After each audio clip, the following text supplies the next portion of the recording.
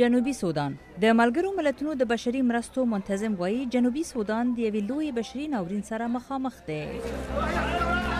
مصر د ګواښه کړی شوي ولسمشر محمد مرسي محاکمه چې ټاکل شوې نن ترسره شي د هوا د حالاتو د خرابوالي له کبله وځنډېده. عراق د سره صلیب کمیټې پر هغو کورنیو خیریه مرستې وویشلې چې د فلوجه ښار نه د تاوتریخوالي په وجې تښتېدلي وو. د امریکا د بهرنیو چارو وزیر جان کیری د جنوبي کوریا سره د مرستو ژمنه وکړه او د شمالي کوریا یې وغوښتل چې اټومي وسلې ختمې کړي.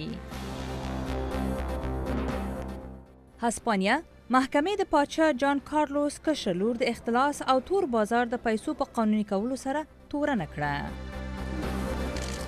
او جاپان د سومو په نامه د سترې غېږنیولې اتلان د نوي کال په ویاړ په توکیو کې افتتاحیه لوبې ترسره کړې.